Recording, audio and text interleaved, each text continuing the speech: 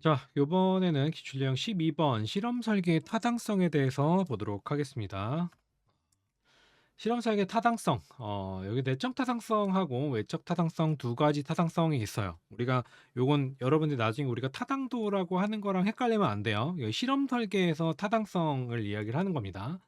그중에 내적 타당성은 어, 종속변수와 독립변수 사이의 인과관계를 이야기를 해요. 자, 그럼 여러분들이 외워야 될 건 내적 타당성은 뭘 얘기하는 거다? 인과관계를 이야기를 하는 거다.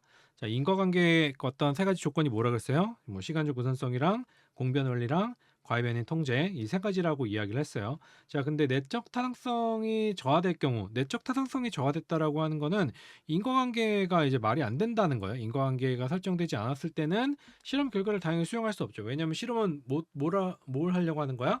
어떤 변수들 사이에 어떤 인과관계를 확인하기 위해서 실험을 우리가 진행을 하는 거거든요.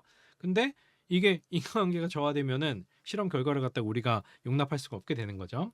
자, 그래서 내적 타당성의 저해 요인들을 보면은 성숙, 역사적 요인, 검사 요인, 통계적 회귀, 뭐 도구인 여러 가지 것들이 있어요. 뭐 이런 것들은 여러분들이 암기해요. 이것도 암기해야 되는데 성숙이라고 하는 건 어떤 시간에 따라서 사람들은 변해요. 우리가 이제 그 사람은 변하지 않는다라고 할 수도 있긴 한데 일단은 뭐 변해요. 변합니다. 또 긴 시간을 통해서 보면 또 변해요. 조금씩. 자, 그다음에 역사적 요인. 연구자가 연구 참여자가 통제할 수 없는 외부적인 요인이에요. 그러니까 외적으로 큰 사건이나 이런 것들이 있을 때 뭐 국가적으로 전 세계적으로 어떤 충격이나 영향을 받게 되면은 그거에 대해서 우리가 어떻게 통제를 할 수가 없는 거죠. 자, 우리가 어떻게 보면 코로나 이전과 코로나 이후가 굉장히 달라졌듯이 다시 코로나 이전으로 돌아갈 수 있을까? 어, 열심히 노력하면 돌아갈 수도 있다라고 이야기할 수도 있겠지만, 불가능할 것 같아요. 자, 검사 요인. 반복적으로 동일한 검사를 받을 경우 나타나는 거야. 자, 여러분들이 사회조사 분석사 시험을 합격하기 위해서 가장 그러니까 쉽다라기보다는 쉽진 않아요. 쉽진 않은데 뭐 그냥 별로 크게 노력하지 않고 붙을 수 있는 방법은 시험을 계속 보면은 붙어요.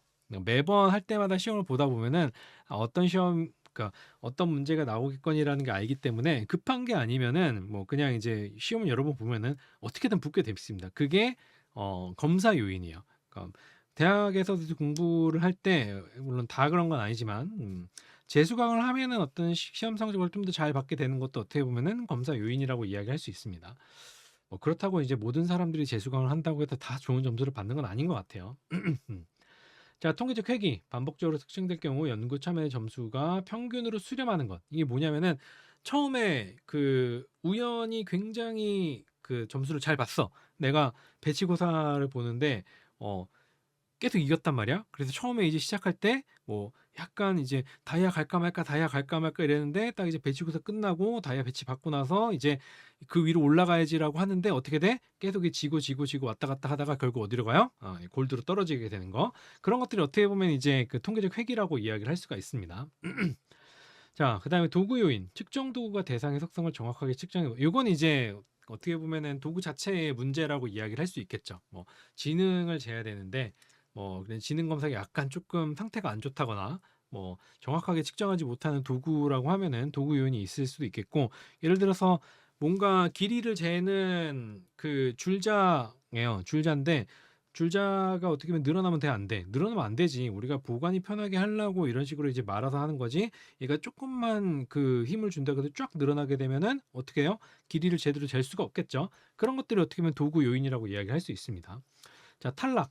여기서 체계적 탈락의 경우 실험 결과를 왜곡시킬 수 있긴 한데 이게 이제 일반적인 연구에서 그 영향을 미치는 경우도 있긴 한데 그 탈락이 영향을 미치지 않는 경우와 영향을 미치는 경우가 있어요. 근데 그 중에서 체계적 탈락이라고 하는 거는 특정한 어떤 이유에 의해서 탈락될 경우에 실험 결과를 왜곡시킬 수 있다는 거예요. 예를 들면 이제 내가 어느 동네에서 아동들의 지능을 검사를 갖다가 5세 때부터 6세, 7세, 8세, 9세, 10세 이런 식으로 쭉 이제 종단 연구를 진행을 했단 말이에요. 근데 아이들이 7세에서 8세로 넘어갈 때 갑자기 내가 20명을 이제 지능 검사를 했는데 그 중에서 6명이 탈락이 됐어. 근데 6명 탈락하고 나서 지능 검사를 했는데 지능이 애들이 떨어졌단 말이야. 왜 이전까지는 지능이 막 120 막 이랬는데 올해 올라가서 6명 탈락하고 나 지능을 재니까 갑자기 지능이 한 108 뭐 이 정도로 떨어졌어. 그게 무슨 일이 벌어진 걸까?라고 이제 보면은 그 간 애들이 전부 다 이사를 간 거야. 어디로? 좋은 학군으로. 자, 그렇게 되면은 걔네들이 어떤 애들이야? 내가 연구를 하던 그 지능 검사 결과 전체에서 이 집단을 어떻게 보면 약간 멱살 잡고 이제 캐리하던 애들인 거고, 걔네들이 이제 특정한 이유로 다른 동네로 이사를 갔기 때문에 내 연구 결과를 갖다가 어떻게 보면 신뢰할 수가 이제 없게 되는 거죠.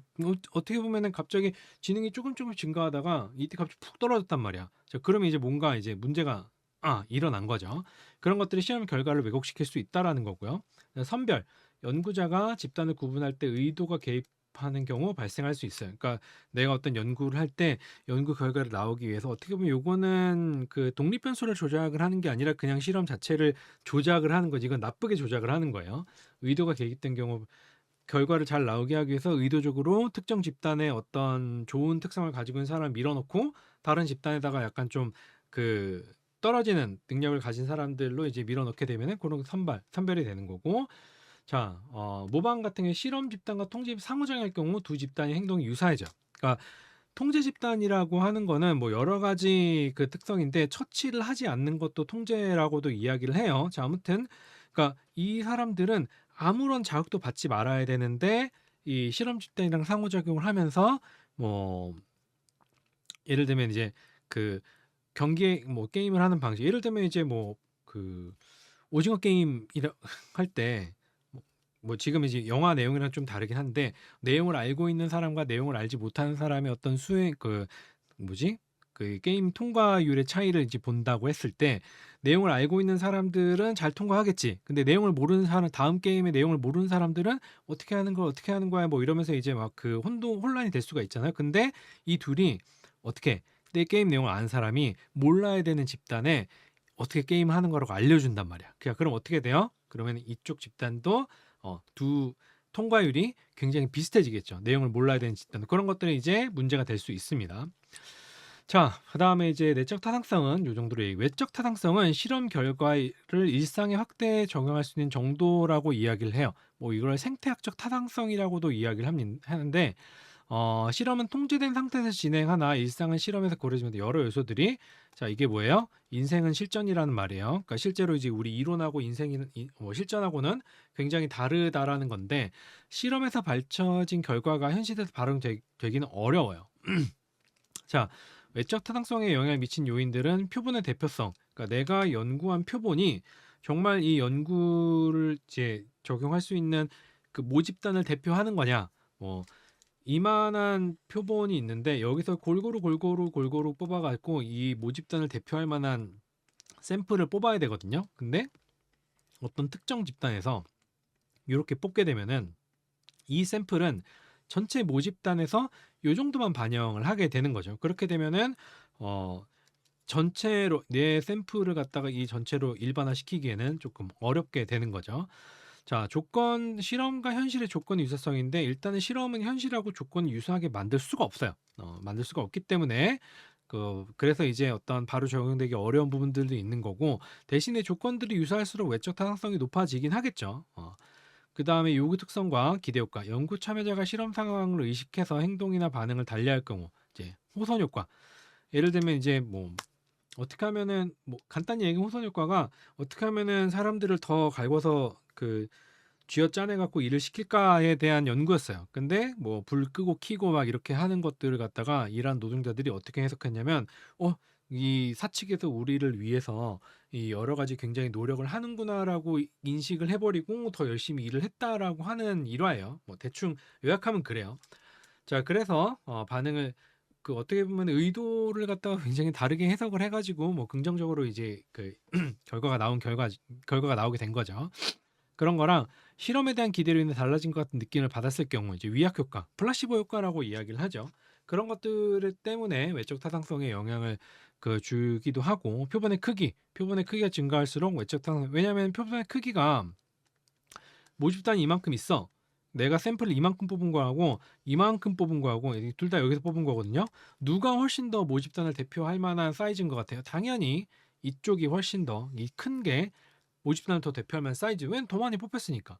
그래서 적용했을 때 만약 오차라든지 이런 것들이 적어지기 때문에 외적 타당성이 높아진다라고 이야기를 할 수 있겠죠. 실험 집단과 여러 대집단 설정에서 다양한 조건을 비교할수록 외적 타당성이 이제 높아지게 됩니다. 뭐 다양한 집단이랑 비교한다는 게 계속 뭔가 테스트를 해보면서 적용할 수 있는 오차를 갖다 줄인다는 이야기예요. 자, 아무튼 실험에서 타당성은 내적 타당성과 외적 타당성 두 가지가 있고, 자, 여러분들이 이제 기억해야 될 거는 내적 타당성은 뭐다? 인과관계다. 외적 타당성은 일반화다.